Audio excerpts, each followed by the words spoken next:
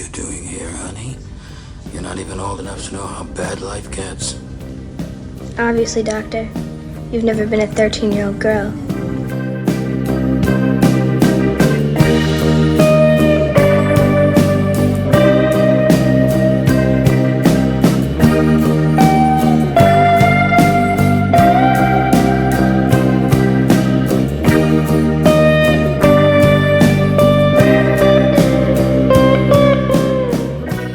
Durante años, el cine, la literatura y la televisión han contado historias sobre mujeres raras, solitarias y desquiciadas, pero casi siempre desde una mirada externa. Hoy muchas de estas obras han sido reivindicadas bajo la nueva etiqueta femcel o películas femcel. Y aunque su figura parece nueva, en realidad lleva mucho tiempo en la ficción, solo que hasta hace poco eran usadas como espectáculo. Véase Ginger Snap, Jawbreaker, I Believe in Unicorns, Carrie, May, Palo Alto, Vírgenes Suicidas, Tiltin, Prostagnation, Inocencia Interrumpida, Free Away, La Pianista, Pearl, Maxine, X, María Antonieta, Jennifer's Body, The Neon Demon, Compañera Perfecta, Perfume de Violetas, La Niña Santa, Black Swan, Perfect Blue, Valley of the Dolls, Last Night in Soho, Raw, Promising Young Woman, entre muchas otras. Todas son historias distintas, pero tienen algo en común, una protagonista que no encaja. Este video es justamente sobre eso, sobre su historia y lo que pasa cuando esa historia comienza a contarse desde dentro. Y es que hace unos días me pregunté, ¿cuál fue la primera femcel movie? O bueno, ¿cuál fue la primera femcel en la ficción? Y como resultado a esa pregunta surgió este video. Así que espero que disfruten el video así como yo disfruté de escribirlo y hacerlo. Para empezar tenemos que saber qué diablos es una femcel más allá de la ficción. Aunque parezca obvio, el término proviene de incel, pero contrario a lo que puedas pensar, una femcel no es la versión femenina de un incel, que, para ponernos en contexto, según lo que pude leer en un artículo de Vogue, en 1997 Alana crea Alana's Involuntary Celibacy, de donde proviene el término. Un sitio web donde compartía su frustración por falta de experiencias sexuales y románticas, donde quería encontrar a gente similar a ella, sin importar el género, y eventualmente crear un espacio amigable, en donde pudieran intercambiar algunas de sus vivencias y consejos. Este sitio se fue haciendo cada vez más grande y la creadora se alejó porque encontró pareja y no pudo ver en lo que su sitio web se iba a transformar, gracias a la conocida manósfera. Curiosamente no fue hasta 2014 que el término regresó a Lana, gracias a que Elliot Rogers asesinó a 6 mujeres y luego se quitó la vida. E hizo todo esto justamente por odio a las mujeres. La comunidad incel, ya completamente dominada por hombres heterosexuales y con discursos de misoginia, lo convirtió en un símbolo. Ese sitio que Alana hizo con la intención de conectar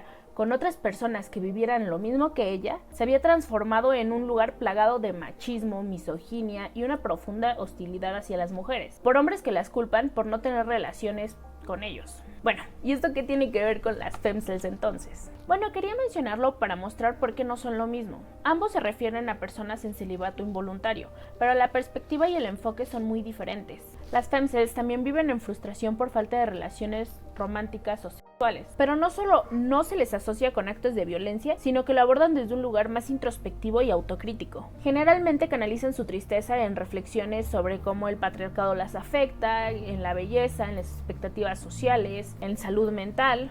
Incluso sus foros están más cerca del propósito inicial del foro de Alana. Y no voy a negar que hay posturas más extremas y radicales, pero pues como en todo. Algunos lo expresan con humor negro, con nihilismo, tristeza, ironía, justo como lo vemos en las películas. Porque antes de que esto fuera una cultura establecida en el internet, ya existía en la ficción porque ya existía en el día a día. Por eso, aunque hoy tengamos palabras nuevas para describir lo que son estas mujeres, su historia no es nueva. Desde los mitos antiguos hasta el cine clásico, la mujer no amada y aislada ha sido un arquetipo que se ha ido desarrollando. Solo que rara vez fue contada con matices, dado que raramente es contada por una vista femenina. Por eso, para entender realmente lo que es una película femcel o una femcel movie, primero tenemos que ver cómo la ficción ha retratado a estas mujeres durante siglos. Y para eso nos tenemos que ir muy atrás.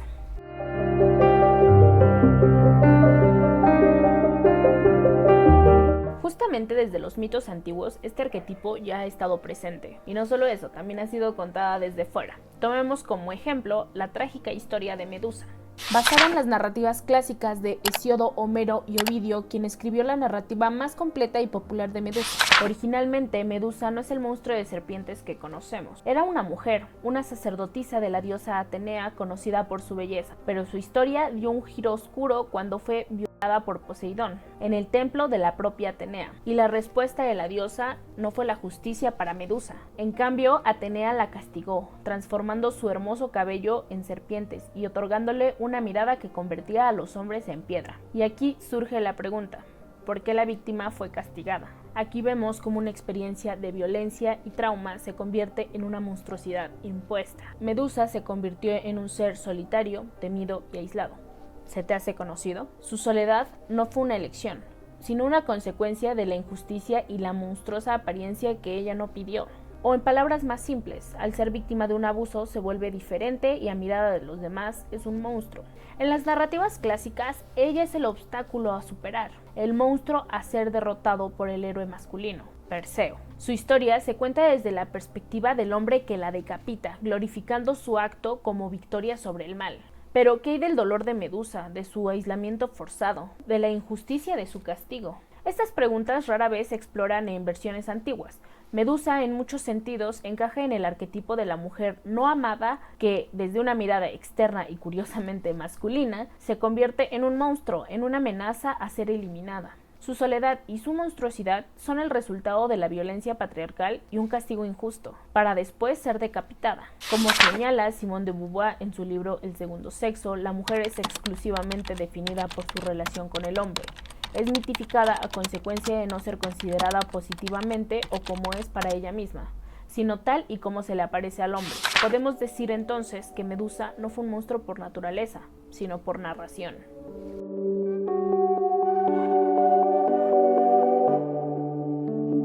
Dejando atrás la mitología, nos acercamos a la Edad Media. Y aquí entra una figura un tanto cuestionable, diría yo, pero útil: María Egipciaca. Su historia se traduce al inglés antiguo en el siglo XI, aunque en realidad es muchísimo más antigua, así que es difícil saber su origen exacto. Ella es una de las figuras más radicales dentro del cristianismo medieval en cuanto a la representación del deseo femenino y su castigo. Según el relato de San Sofronio, María fue una mujer joven que entregó su vida al placer carnal. Según el texto, no por necesidad económica, sino por pura compulsión. Viajaba, seducía y vivía del sexo sin cobrar. Su historia da un giro cuando intenta entrar a la iglesia y una fuerza invisible se lo impide. Ahí reconoce que su vida fue un pecado y huye al desierto, donde vive sola y en penitencia durante décadas hasta que muere como santa. A simple vista se trata de una narrativa de redención, pero en realidad es una tragedia femsel. Me explico. María no es castigada por prostituirse. María es castigada por desear. Dice: yo estimaba que la vida era todo placer concedido a la naturaleza. Su deseo fue tan intenso y libre que el único modo de limpiarlo fue la autoexpulsión absoluta del mundo. Su cuerpo envejecido, consumido por la abstinencia de cualquier placer, es el precio de su salvación. María de Egipto es esa mujer no amada que se vuelve un monstruo para el mundo, una rechazada por su deseo sexual. Y luego, en su arrepentimiento, se vuelve un espectáculo y su redención es inhumana, sin compañía, sin amor y sin consuelo, solo soledad. El relato pone castigo al deseo humano. Es muy necesario que entendamos esto, pues es como la figura de la femsel ha existido totalmente limitada en la ficción. Como dice Carmona en su tesis sobre María Egipciaca. Así, la vida de Santa María Egipciaca se cuenta a través del punto de vista de otro, lo que implica que su experiencia y su voz quedan a la merced de la interpretación masculina. Quiero decir, esta es una historia donde el dolor femenino no tiene matices, solo es una mártir. María no es vista como víctima, sino como un emblema moral. Solo cuando se vuelve santa, su historia puede ser contada, y solo bajo la mirada del arrepentimiento. Esto la convierte en una figura femsel, no por su pasado sexual, que ya tocaré ese punto más adelante, sino porque tras su redención se le niega toda posibilidad de vida afectiva, amorosa o siquiera comunitaria. Ahí es cuando entra el arquetipo. Su dolor no se trata como una experiencia, sino como una advertencia. No sean putas. Y aunque el relato está narrado por ella, sigue filtrado por una mirada masculina cristiana que no le permite realmente tener una voz propia. Ahora, por otro lado, en la Edad Media, tirando al Renacimiento, tenemos a las brujas.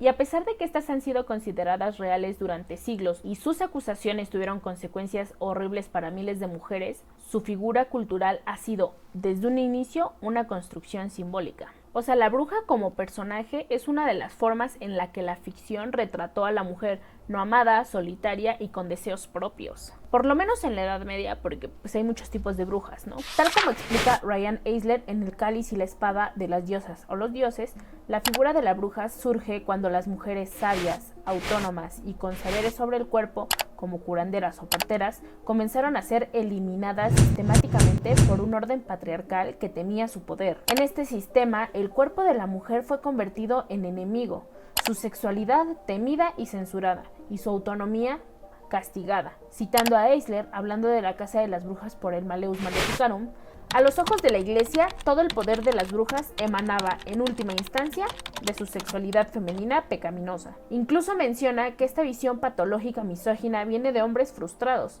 Y ya esto es de mi cosecha, pero no creo que fuera casualidad que las brujas fueran mujeres más liberales. Eran la encarnación de lo que el sistema machista no podía controlar.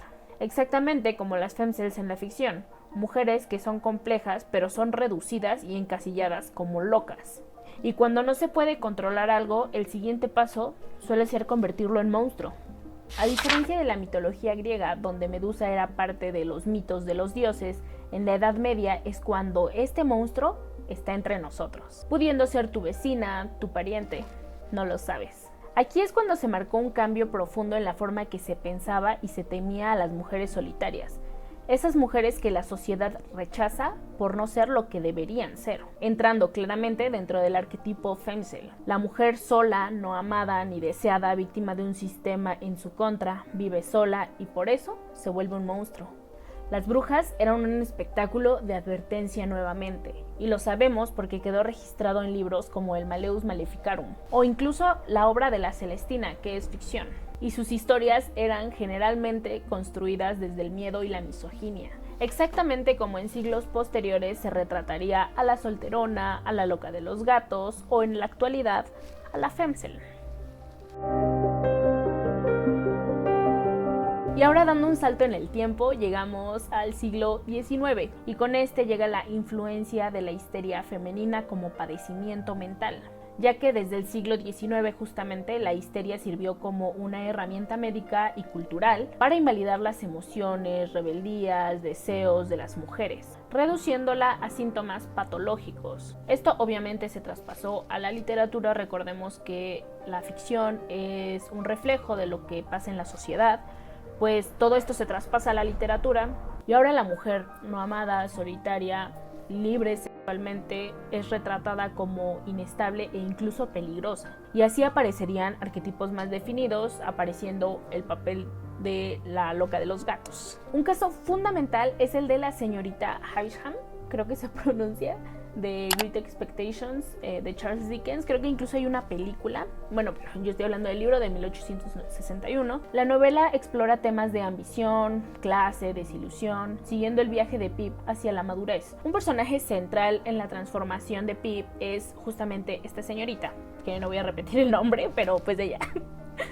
Una anciana que vive aislada en su mansión, detenida en el tiempo tras ser abandonada el día de su boda. La señora encaja en varios de los puntos que definen a una femcel, considerando sus propios matices según el contexto histórico. Por ejemplo, ella vive en un punto de quiebre gracias al trauma que definió toda su vida, que fue que la abandonaran el día de su boda, llevándola a una soledad autoimpuesta por su herida. Aunque alguna vez fue amada, o al menos estuvo prometida, su percepción de sí misma como mujer rechazada es más fuerte, llevándola a que eso sea toda su personalidad. No se transforma en monstruo físico como Medusa, pero sí en un tipo de monstruo emocional. Por decirlo de alguna manera, su amargura y su deseo de venganza la deforman psicológicamente.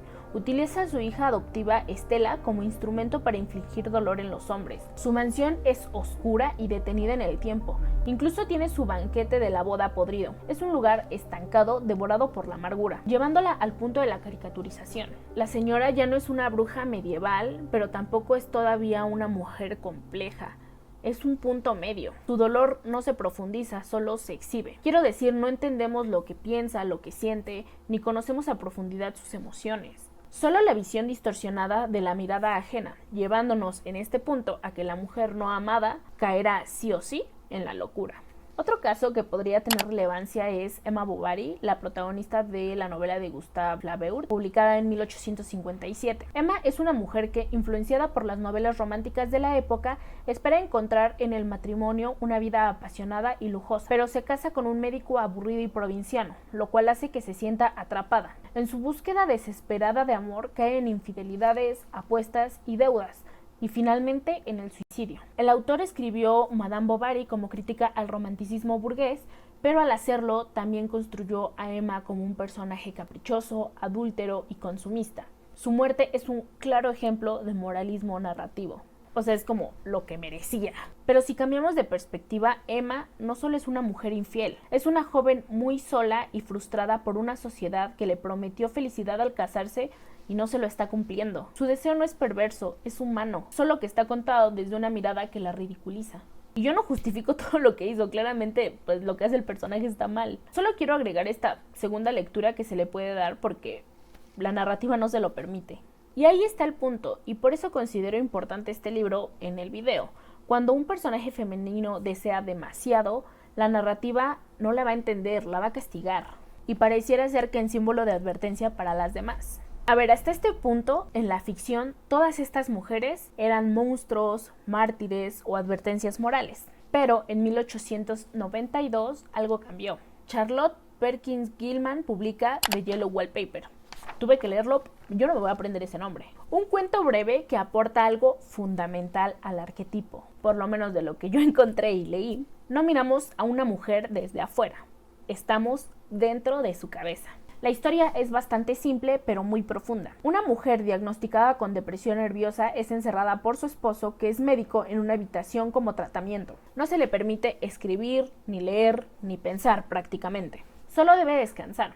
Y lo único que puede hacer es observar un papel tapiz amarillo de las paredes. Día tras día empieza a ver figuras atrapadas detrás del papel y poco a poco ella también empieza a arrastrarse mentalmente y físicamente.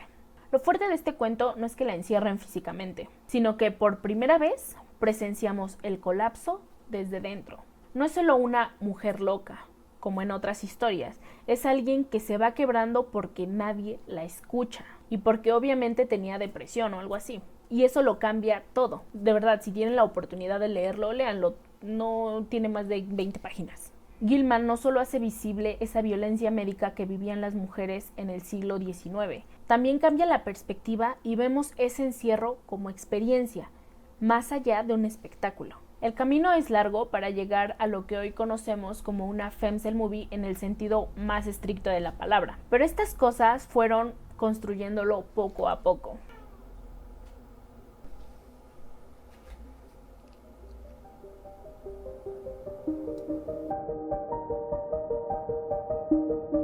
Así llegamos al siglo XX y con la reciente llegada del cine se expanden las posibilidades. Sin embargo, seguimos enfrascados en la mujer loca, como en Sunset Boulevard de 1950. Siento que ya no vale la pena destacarlo, ya que no innova y se estanca en los mismos tópicos que ya vimos hasta el cansancio. A pesar de ser un superclásico, El cine todavía tardó más en retratar a las femcels, mientras que en la literatura ya empezaban a aparecer estas figuras contadas desde dentro, como en The Bell Jar, que no he terminado, por eso no profundizo, pero pues en el cine todavía se veían desde lejos. Seguían siendo personajes tristes, solitarios y rotos, pero contados desde afuera, con la male gaze.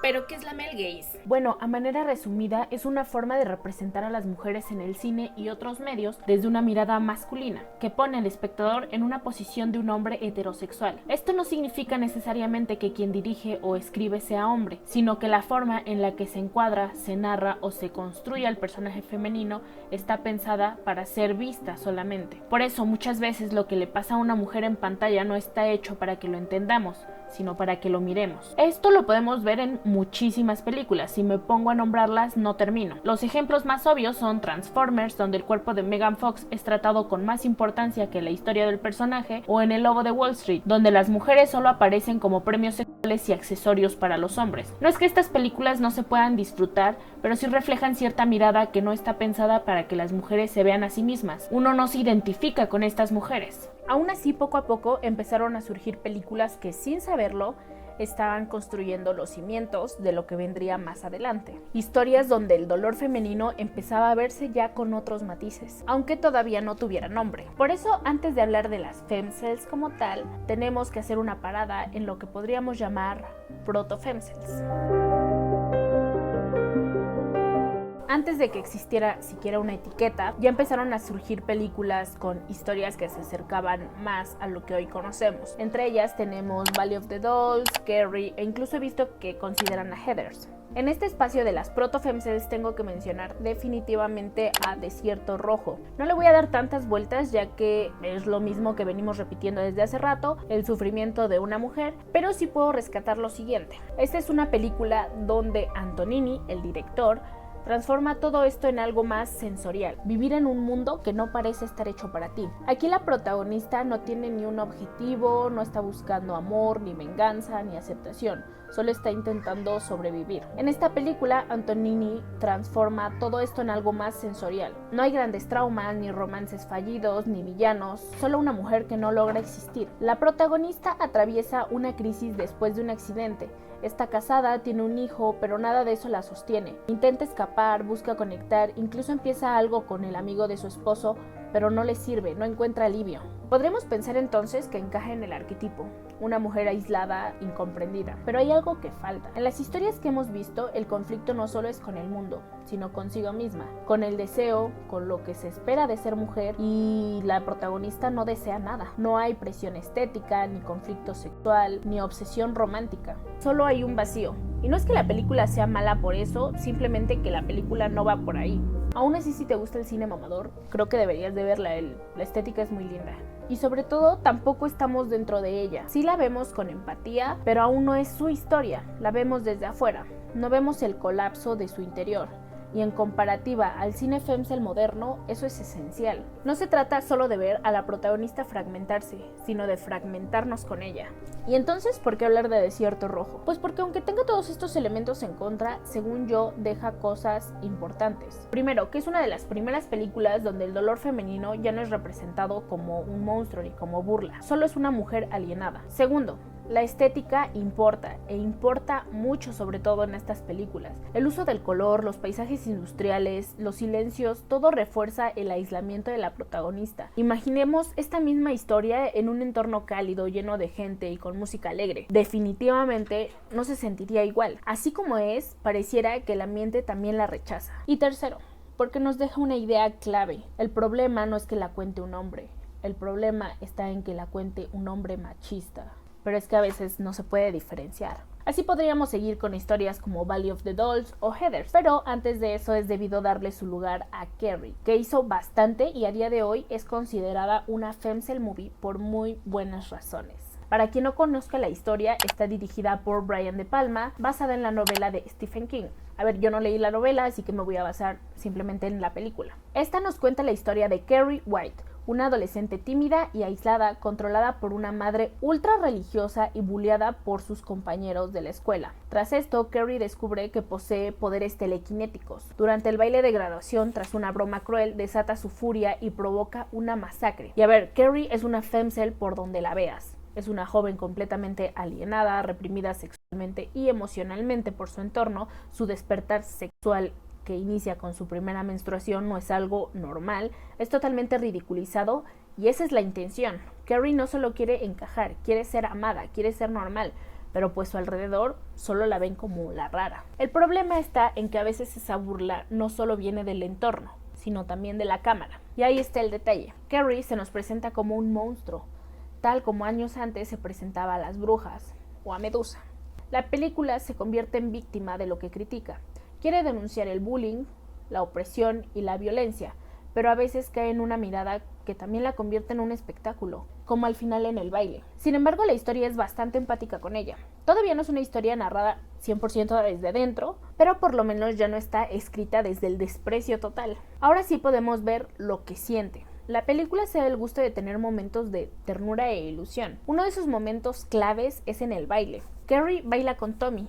La cámara gira en círculos cada vez más rápidos, en un plano hermoso, pero se ve falso y te marea. La felicidad de Carrie no es estable. La película nos avisa con esta toma que esto no va a durar, y cuando cae el balde de sangre, la humillación se convierte en un espectáculo de horror total. El montaje completo está hecho para que veamos cómo el mundo entero se ríe de ella, y nosotros, los espectadores, no podemos dejar de ver. Carrie en este punto es una víctima total, pero cuando Carrie explota, la película cambia de tono. Ya no es una víctima, es una amenaza. Los planos dejan de estar desde su perspectiva y todo se fragmenta. Nos alejan de su humanidad. Y eso es clave. Cuando Carrie sufre, la cámara la estiliza. Cuando Carrie responde, la cámara se defiende. Y no me malentiendan, yo amo a Carrie y todo bien con la película, pero es un buen ejemplo de lo que hablo. Una vez más, la ficción convierte a la femcel en un monstruo al que hay que temer, y lo vemos en la escena final. O sea, se le puede dar esta lectura como de que se está vengando, pero entonces ¿por qué la cámara la vuelve una villana? ¿Por qué se vuelve una figura incontrolable que acaba consigo misma y que solo merece morir? Y nada de eso le quita el mérito, al contrario, Carrie abrió las puertas. Gracias a ella vinieron otras historias que también se atrevieron a mostrar a mujeres rotas y muy enojadas. Ahora tengo que detenerme y hacerles una pregunta. Si una femcel coge, ¿deja de ser femcel? Creo que no es tan simple. Para esto tenemos que regresarnos a los incels. Sí, ya sé que hueva, pero es necesario. Y los tomo como ejemplo porque son una figura muchísimo más estudiada que las femcels. Les recuerdo que los incels son celibes involuntarios, que originalmente no importa el género, pero con el tiempo la manósfera se adueña del término y aporta sus ideas misóginas y machistas, y creencias pendejas como la red pill y esas cosas. Pues bien, el incel muta a una figura ideológica. Un hombre heterosexual rechazado por las mujeres convierte su frustración en odio misógino y crea una visión general. Las mujeres son hipergámicas, buscan solo a los chats, y los hombres como ellos son víctimas del sistema. Aquí ya no importa si el incel abandona su celibato o no. De hecho, hay un estudio del Dr. David Smith de 2024 que muestra que los hombres dejan de considerarse incels incluso sin haber tenido relaciones. ¿Cómo es esto? Pues según el doctor, cosas como mudarse de ciudad, terminar la universidad o encontrar un trabajo les da sentido y cambia su perspectiva. Esto demuestra que el incel no es una condición sexual, es una visión del mundo, viviendo su deseo con desesperanza y resentimiento. Entonces surge la pregunta, ¿esto es extrapolable a las mujeres? En su mayoría sí, como dije, es una ideología, no es solo falta de relaciones, porque definitivamente lo sexual no lo es todo. Como hemos visto con los incels, el celibato involuntario solo es el punto de partida, no el núcleo. En el caso de los incels, el deseo frustrado se transforma en una visión muy marcada, el odio y la autovictimización. En el caso de las femcels, este deseo se hunde en una tristeza más íntima, una resignación que no necesariamente se convierte en violencia, pero definitivamente sí en alienación. Y eso también lo vemos en la ficción. Muchas de estas llamadas femcel movies no giran en torno a una ausencia literal de sexo, sino en cómo las protagonistas enfrentan una desconexión emocional y corporal profunda. Y aunque en muchas de estas películas y libros tengan relaciones, nos damos cuenta que en ello no encuentran consuelo ni validación. De hecho, el sexo, si aparece, no resuelve nada, e incluso en estas historias se muestra como una experiencia violenta, vacía o instrumental, porque lo que se está narrando no es falta de sexo, sino una herida en la identidad.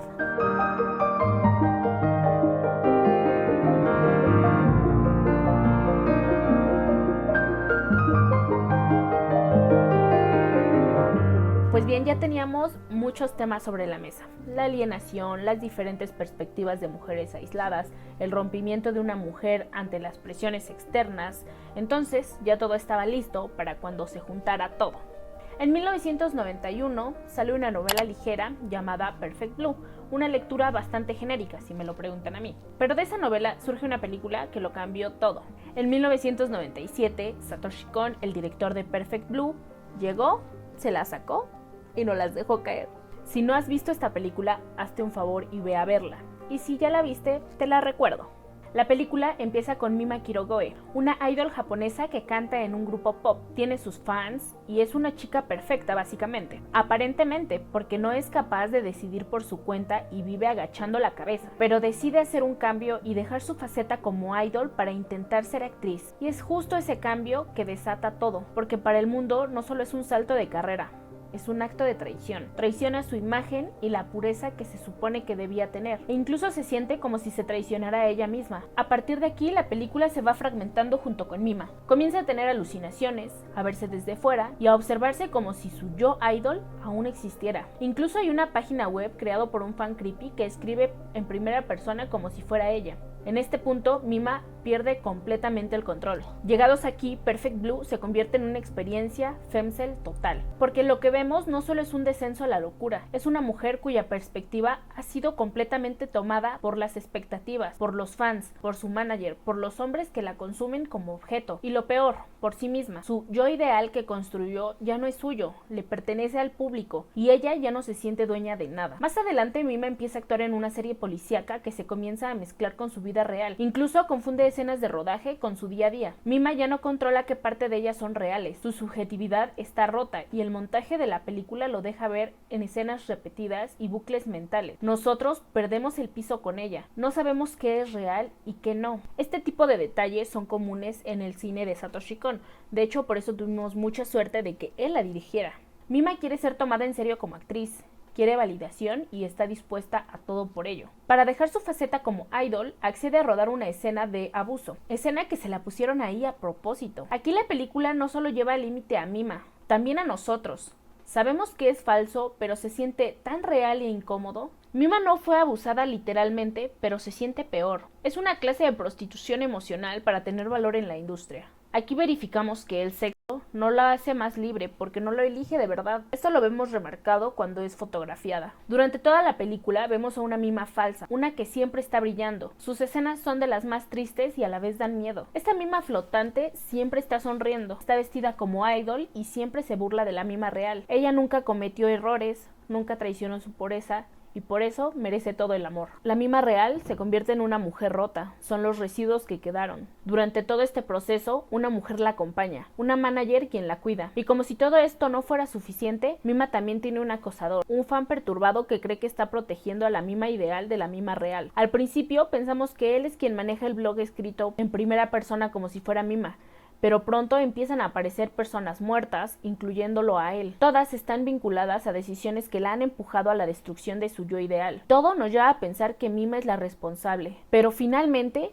Mima descubre que ella no ha estado matando a nadie. El verdadero autor del blog y la persona responsable detrás de los asesinatos es su propia manager, quien siempre estuvo ahí con ella. Una mujer mayor, frustrada, que también fue idol en su juventud y nunca superó que su tiempo terminó. Ella no solo proyectaba sus deseos rotos sobre Mima, vivía a través de ella, la vigilaba, la controlaba y terminó encarnando literalmente a la otra Mima, esa versión perfecta que nunca se desvió. Lo que sigue es una pelea brutal entre las dos, pero no solo es un enfrentamiento físico, es una lucha por ver quién tiene derecho a ser la verdadera. El final de Perfect Blue termina con Mima visitando a su manager. No hay monstruos, no hay mujeres histéricas, solo algún tipo de paz. Esta película nos mostró que una mujer no siempre se rompe por un trauma fuerte y evidente, sino por no poder unir lo que los demás esperan de ella con lo que realmente quiere, que incluso las mujeres que son queridas, vistas y deseadas como Mima pueden sentirse solas y perdidas, y que el deseo de agradar y el miedo de decepcionar a los demás pueden hacer que una persona se olvide de quién es. Perfect Blue no solo es una obra maestra del cine psicológico, es la primera película moderna que explora el arquetipo femcel desde una perspectiva diferente. Y podríamos estar aquí horas hablando de que si el color, si la luz, si las sombras, pero ya hay muchos videos en YouTube explicando eso y ese no es el propósito de este video. Así que sigamos.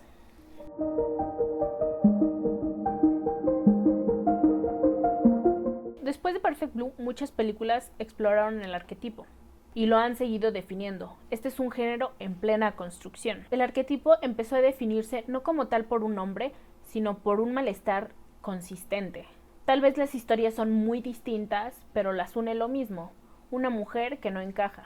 Dichas películas están siendo encasilladas en un nuevo género de terror, femcel. Les dejo este TikTok que lo explica mucho mejor. ¿Qué tienen en común Pearl, La Sustancia, Carrie, Promising Young Woman, El Cisne Negro, Jennifer's Body? Que todas están siendo clasificadas bajo el nuevo género de terror para mujeres, femcel. Pero pausa, ¿qué es una femcel? En internet el término célibe voluntario nació de una forma de los hombres que estaban frustrados por no poder tener relaciones de autonombrarse. El célibe voluntario o incel era un hombre que odiaba a las mujeres, que era bajo todo estándar social un perdedor y que siente que la sociedad lo está robando porque no puede tener sexo. Que el patriarcado lo traicionó porque todo lo que le ofreció estar en la cima solo por ser hombre no se lo dio. Poco después del nacimiento de los incels nacieron las femcels, con la diferencia de que la palabra femcel no hace referencia a si es voluntario o no, y muchas eran involuntariamente célibes. La femcel es una mujer que ha sido golpeada por el patriarcado hasta un punto en el que cree que no vale la pena relacionarse con hombres, y que de hecho los odia. Se la ve en esferas de internet diciendo que todos son iguales y por supuesto teniendo fantasías violentas. Y por cierto, la femcel tampoco cree en la fantasía de la solidaridad femenina porque ella cree que cualquier amiga de su enemigo es su enemiga. Y es por todo esto que las femcels tienen un interés especial en el terror que se centra en vengarse del patriarcado, o vengarse de mujeres que las traicionan por aprobación masculina. Las ahora llamadas películas femcel suelen tener protagonistas con padecimientos mentales que normalmente nacen a causa de algún tipo de violencia machista y que eventualmente se desencadenan en una serie de actos violentos o autodestructivos. Y no es película femcel si no tiene el momento de la sonrisa femcel, el momento en el que nuestra protagonista se da cuenta de que no hay vuelta atrás y tiene su derrumbe mental completo. Entre estas películas están todas las películas que mencioné al principio. Y a ver, me di a la tarea de ver todas esas películas que se consideran femcel movies, o al menos la mayoría. Y créanme que no fue algo rápido, sobre todo porque últimamente no tengo mucho tiempo. Pero me hacía mucha ilusión traer este tema. Y me di cuenta de ciertas constantes, por lo que saqué una serie de reglas. Es una propuesta mía, no estoy diciendo que esto sea la verdad, porque ni siquiera es un género definido. Que ahora, antes de seguir, creo que no está de más decir que las películas y libros que menciono en el video no son y tratan de retratar la realidad de las femcel en la vida real. Son más bien historias estilizadas, más simbólicas, creo yo. Historias que justamente el nicho de las femcels han adoptado como sus películas. Tú tienes a tu Joker porque te identificas, déjame a mí con Perfect Blue. Regla número 1. Son mujeres y están alienadas. Claramente tienen que ser mujeres, pero ¿a qué me refiero con que están alienadas? Pues que estas mujeres no se sienten parte del mundo y son incomprendidas. Puede ser la chica rara en la secundaria, una mujer rota en la sociedad que le pide ser perfecta, o una joven que no encuentra lugar en su propio cuerpo. Son incómodas y tachadas por los demás. Como en May, quien es torpe y retraída. Ella literalmente está alienada de su entorno. No puede conectar con nadie porque incluso si lo intenta no la dejan. En películas como Las Vírgenes Suicidas, las hermanas están totalmente aisladas. Durante toda la película no conectan con nadie. Solo son objetos de deseo. Carrie es el ejemplo más claro de esta regla. Busquen en su película femcel de confianza y díganme que esto es falso. La alienación no es solo narrativa, también es estética. El lenguaje cinematográfico las va a aislar de los demás. Regla número 2. Hay fragmentación mental o corporal. Las protagonistas no solo tienen que estar tristes, sino totalmente rotas, ¿sabes? Su cuerpo, mente o percepción de la realidad está totalmente quebrada, o en el proceso de estarlo, por lo menos. El ejemplo más claro de esto es Perfect Blue. Mima está mal. Hay dobles, espejos rotos, no hay desperdicio. Otro ejemplo que podría estar un poco menos obvio puede ser Ginger Snap. Su licantropía no sé si genuinamente sea una metáfora por lo de la menstruación, o estoy sobrepensándola, pero pues encaja y no creo que sea accidental realmente. De manera más sutil, esto también está en La Pianista, que es tremendo clásico femcel. Erika es una profesora respetada de piano, pero está súper reprimida. La fragmentación la vemos en la relación con el deseo de violencia que tiene, además de la doble vida que lleva literalmente. De día, una profesora seria, y de noche se va a oler papeles mequeados. Esta película tiene un muy buen video análisis, se los dejo por aquí, y también en la descripción. O incluso a Pearl, que la vemos totalmente destrozada durante toda la película. Y para el final ya la perdimos. Pero bueno, sigamos.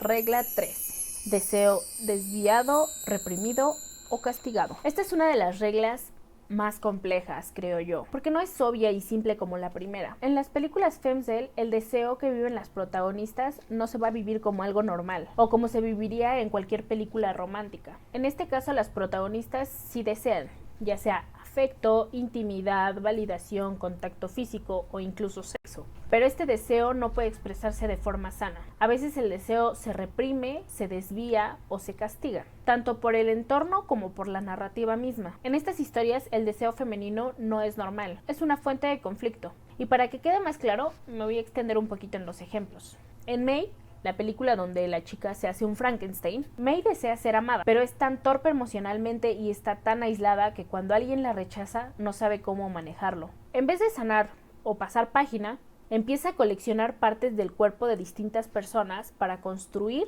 su pareja ideal. El deseo no la conecta, la lleva al delirio y a un crimen.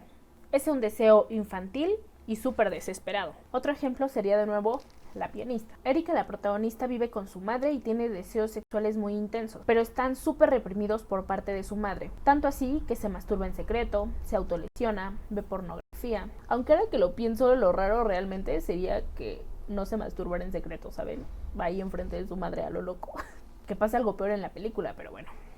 Y cuando alguien se le acerca, ella no puede vivir ese deseo de forma sana. Lo transforma en un juego de poder y control y termina destruyendo cualquier posibilidad de conexión real. ¿Qué pasa aquí entonces? El deseo está completamente reprimido por años de control y cuando sale, no sale como placer, sino como una forma de dolor. Un caso curioso podría ser 13 o Jawbreaker, que he visto que siempre las mencionan como películas femcel. En estas películas el deseo tampoco es libre, quiero decir, está condicionado por la presión social. Se pierden en querer ser cool, deseadas, querer pertenecer. No es un deseo auténtico y sano, y terminan cayendo más en soledad y autodestrucción. Pero sin duda mi ejemplo favorito es Perfect Blue. Mima, al cambiar de enfoque de su carrera, dejando atrás su faceta pura y haciendo contenido con el que ni siquiera se siente cómoda, genera un choque en el público. Es una presión tanto de cómo el público la percibe, tanto como la obligan a hacer, por lo que ella se termina rompiendo. Y lo que pasa aquí es que hay una presión sobre ella, sexualizándola, y termina por haber un castigo por parte del público al no ser lo que se esperaba de ella. En este caso, el deseo de Mima queda totalmente destrozado por todos lados. Un caso muy particular y una joya en el género es Jennifer's Body. Esta película juega con el deseo de formas muy divertidas. Jennifer es hipersexualizada, pero porque ella así lo quiere y lo disfruta. La cosa es que se le castiga por eso. Al principio los tipos de la banda que la sacrifican piensan que es virgen y como no lo es, el ritual sale mal y la convierten en un demonio literalmente. Y ella, al apoderarse de lo que ahora es, termina muriendo. Quiero decir, si son observadores, Jennifer nunca es sexualizada por la cámara. La película nunca cae en lo que critica. Lo interesante es que esta tensión no solo está en Jennifer, sino en Edie, la mejor amiga quien reprime su atracción por ella. La película juega con esa tensión entre las dos constantemente. Incluso el beso entre ellas no solo es un momento lésbico hot, es parte de la historia. Es parte del conflicto interno. Dos formas de deseo femenina, una desbordada y otra reprimida. Aquí es donde la regla se vuelve más compleja, porque estas películas no siempre adjudican todas las características a una sola protagonista. A veces se lo reparten. Lo importante no es encasillar, sino preguntarnos qué nos está diciendo la película sobre el deseo femenino. ¿Quién lo vive? ¿Quién lo reprime? ¿Quién lo paga? Y podríamos seguir así con otros ejemplos, pero creo que ya quedó claro. Regla número 4.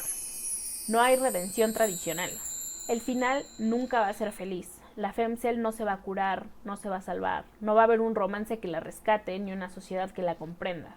Ya sea que se muera, que mate o simplemente se desvanezca, esto es más fácil verlo en las películas que te dejan un sentimiento horrible al terminar, ya sea Jennifer's Body, Promising Young Woman, Pearl. Pero ¿qué pasa con películas como Perfect Blue o La pianista, que a pesar de tener finales crudos, parece que al final encuentran cierta paz? Mima en Perfect Blue parece haber hecho las paces con quien ella es. Y Erika, la pianista, se apuñala, pero ese acto se siente liberador de alguna manera. Entonces, ¿aquí hay algún tipo de redención?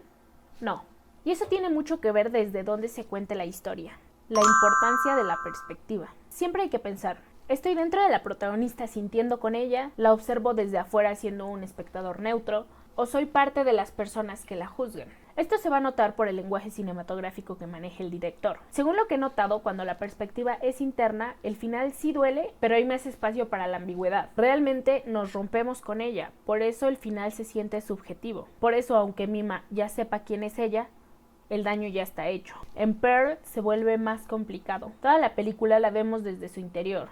Sus fantasías, sus deseos, su necesidad de ser amada, famosa y reconocida. Pero el final es muy duro, y es que entendemos por todo lo que pasó, pero ni ella ni nosotros podemos hacer nada. Puede entonces que seamos espectadores neutros. Pero cuando la perspectiva es externa y juiciosa, el final es más cruel. En Carrie vemos todo lo que le pasa, pero casi nunca sentimos que estamos con ella, sino más bien parece que solo la vemos caer y en cierto momento la juzgamos. Un caso muy especial es Las Vírgenes Suicidas de Sofía Coppola. A primera vista parece ir en contra de todo lo que estoy diciendo, porque realmente nunca entramos en la mente de las hermanas Lisbon. No sabemos realmente qué las llevó a hacer lo que hicieron, solo lo suponemos. La historia es contada únicamente desde la perspectiva del grupo de los chicos que las idealiza y las convierte en una fantasía, como si fuera un misterio sin resolver. Pero no hay que olvidar que esta película fue dirigida por Sofía Coppola, y eso lo cambia todo. Hay que fijarse en los detalles. Ella misma explicó que quiso mantener ese punto de vista masculino que viene del libro original, pero también conservar esta distancia, ese efecto de collage que tiene la película, porque solo son fragmentos de memorias, no hay una verdad entera sobre las chicas, solo lo que los demás recuerdan de ellas. Estaba intentando mantener eso, el punto de vista de los chicos, porque también aporta cierta distancia, pero es cierto que conecté con el aspecto femenino y su mundo interior. Me encanta el misterio que tenía y cómo los chicos estaban confundidos con esta feminidad y sus rituales. Esto lo dijo en una entrevista de aniversario. Y ese es justo el punto. Ella muestra cómo los chicos nunca logran entender a las hermanas, cómo se pierden frente a su dolor, cómo lo romantizan o lo convierten en un símbolo sin escucharlas de verdad. Coppola no entra en la mente de las chicas porque quiere que nos demos cuenta que nadie lo hace. Y ahora puede que digas, ¿y si esta película también está romantizando a las Lisbon? ¿Y si solo es una mirada externa que las vuelve misteriosas sin darles voz? Pero eso es justamente lo que Coppola quería mostrar. Ella elige no entrar a la mente de las chicas, y no porque no tenga nada interesante que decir, sino porque nadie lo hizo. Y esa es la crítica. La película es muy fuerte por su perspectiva. Hay un momento donde el chico que le hizo la gatada a una de las hermanas en el baile dice esto. Ella era el eje donde giraba el mundo, amigo. Nunca olvidé a esa chica. Nunca. Es decir, he amado a muchas mujeres, pero ninguna como a ella. Eso fue real. Esa noche caminé solo a mi casa. No me importó cómo llegaría a la suya. Fue extraño. Me gustaba mucho. Pero allá en el campo fue muy diferente. Esa fue la última vez que la vi. La mayoría de la gente nunca prueba ese tipo de amor. Al menos yo lo probé una vez, ¿cierto?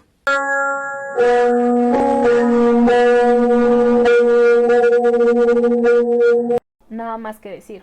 Incluso la belleza, la luz suave, la música de fondo, todo lo que hace que la película se vea bonita es parte del problema, porque el dolor de las Lisbon no se ve como dolor, se ve como una fantasía. Ese contraste de estar contando algo horrible desde una perspectiva tan pendeja como la de los chicos, le da sentido a la película. Además de esas reglas, algunas cosas opcionales que podría haber según la película, es humor negro, puede que tengan algo relacionado a salud mental, pero pues no ocurre siempre. Ahora, estas cosas son las que yo siento que definen a este tipo de películas. Con esto en mente podríamos considerar a Señora Influencer como película femcel, o La vida documentada de AMP3.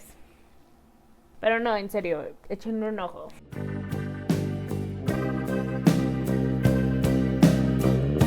Dentro de las películas femcel, Jennifer's Body es un caso muy especial, porque la película tuvo un muy mal recibimiento. Pero para entender por qué pasó eso, también tenemos que ver qué pasó fuera de la pantalla. Porque esta película fue mal recibida no por ser mala, sino porque la vendieron mal. En 2009, Jennifer's Body se estrenó en un mundo que no estaba listo para ella. Escrita por Diablo Cody, que venía de ganar el Oscar por Juno, y dirigida por Karin Kusama. La película era una sátira feminista, una historia de trauma, deseo, venganza, amistad codependiente entre dos adolescentes, pero estos eran sus pósters.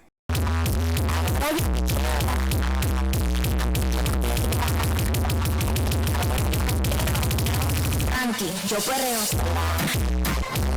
La campaña publicitaria convirtió la película en un fetiche. Todo giraba en torno a Megan Fox, que venía de Transformers y ya había sido sexualizada hasta el cansancio. Incluso vendieron el beso entre Jennifer y Needy como si fuera una escena lésbica con el propósito de excitar a los changos.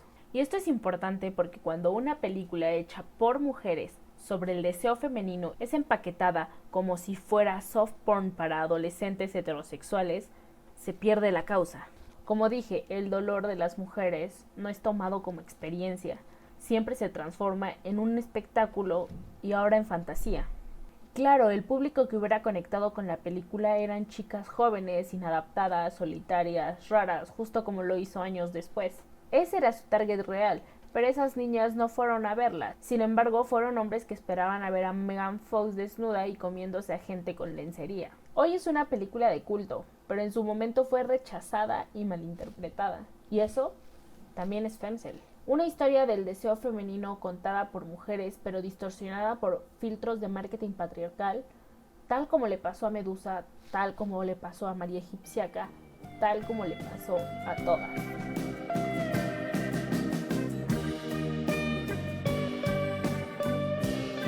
Sería tonto pensar que las femcel son personajes puramente gringos, güeros e indies, pero la realidad es que no. Esto se ha explorado desde diferentes ángulos, desde diferentes países. Yo voy a hablar de algunas que conozco bien de este lado del charco, porque yo no conozco tanto cine extranjero como me gustaría. Primero, Perfume de Violetas.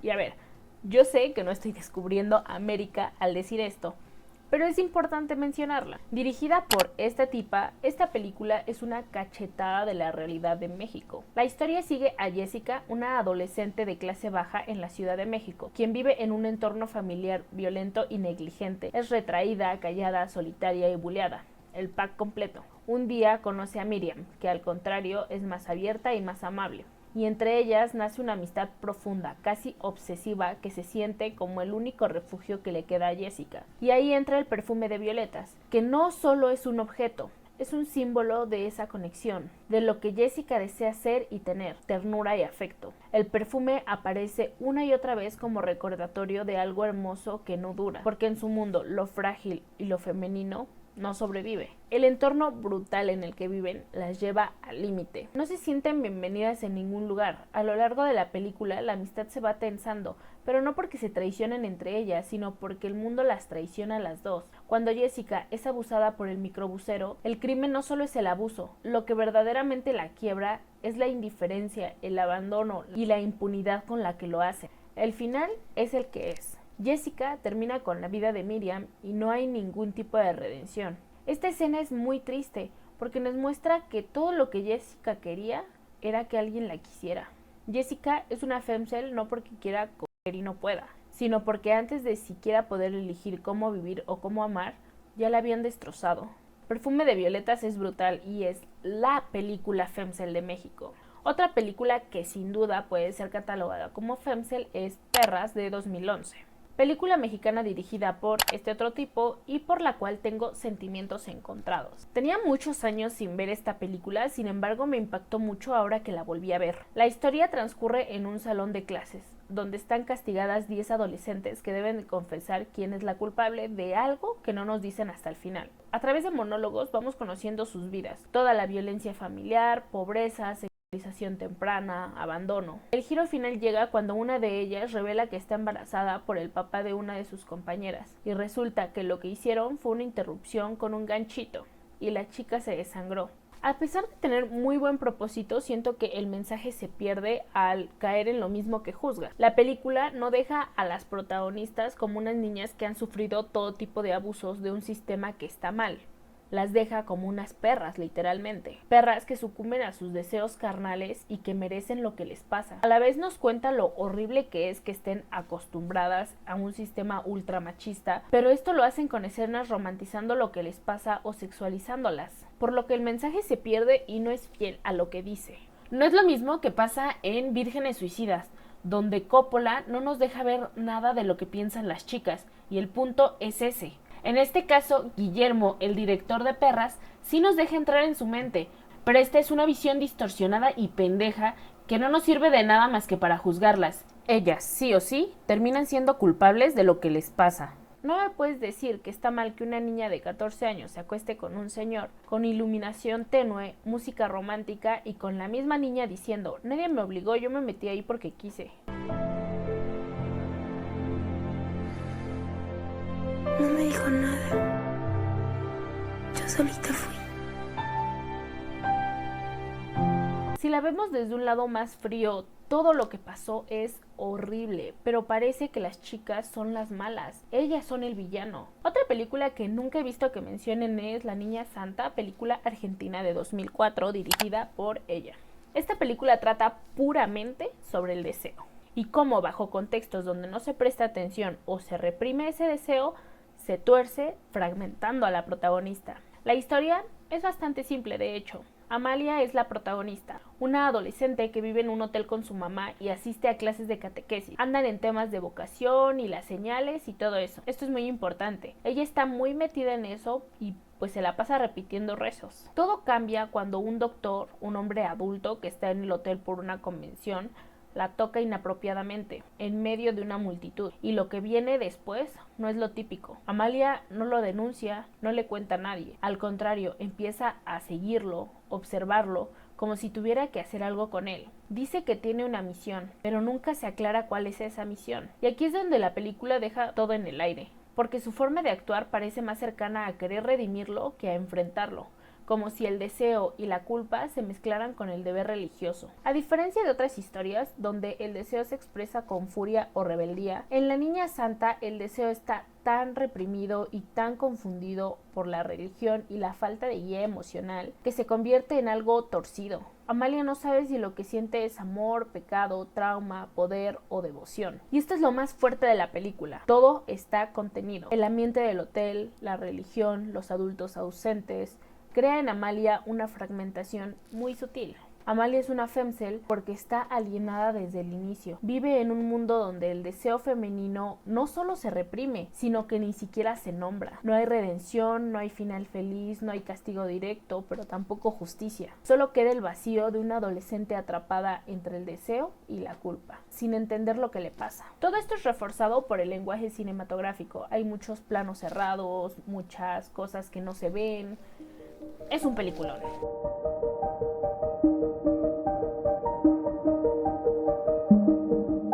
Hoy, gracias a TikTok, el arquetipo ganó mayor popularidad. Y tal vez como yo te ha sorprendido de ver que una de tus películas favoritas es considerada femcel. Ya sea en TikTok, en Reddit, hay muchísimos tops de películas, memes, música que nutren a la comunidad. Y la literatura femcel no ha muerto en lo absoluto. Hay múltiples ejemplos como todos estos.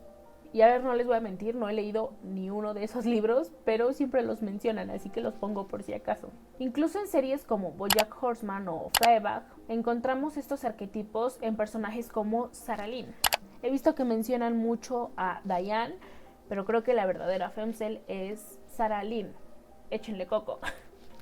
Y como si esto no fuera suficiente, la femcel se convirtió en un aesthetic.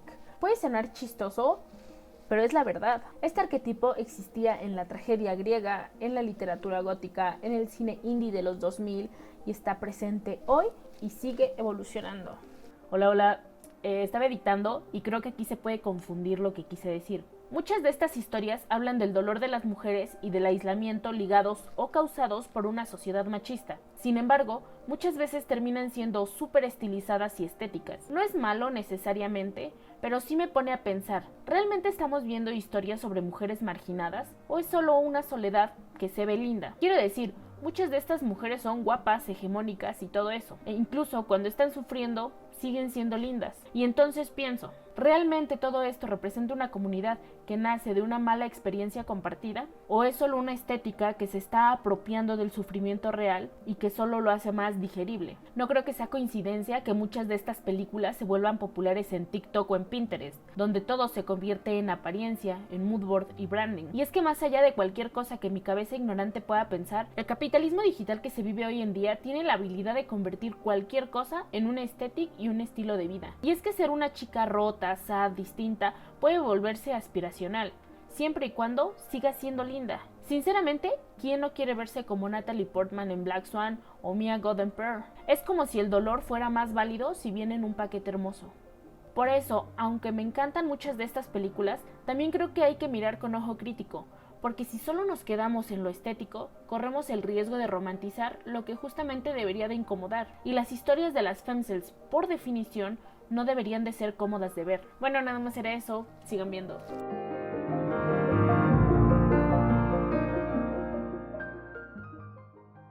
Este Este fue un viaje largo, definitivamente. Las femcells han existido en la ficción desde antes de que existieran las películas. Podríamos seguir buscando definiciones, reglas, categorías. Podríamos seguir viendo películas y decir, esa es una femcell, esa es una femcell, esa definitivamente es una femcell. Pero el punto no es encasillar, sino escuchar lo que estas historias dicen sobre el deseo y el dolor femenino. Tal vez ahí está el verdadero punto.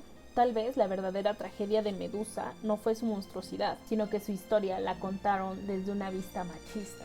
Y por eso terminamos cortándole la cabeza una y otra vez, sin saber lo que ella decía o sentía. Yo soy rebelde porque el mundo me echó así, porque nadie me ha tratado con amor, porque nadie me ha querido nunca oír.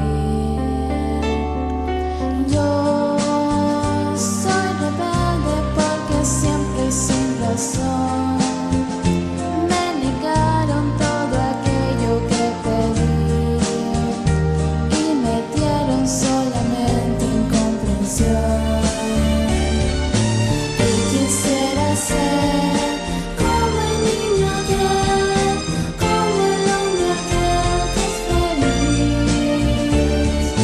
Y quisiera dar lo que hay en mí, todo a cambio de una amistad, y soñar y vivir y olvidar el rencor y cantar y reír y sentir solo amor.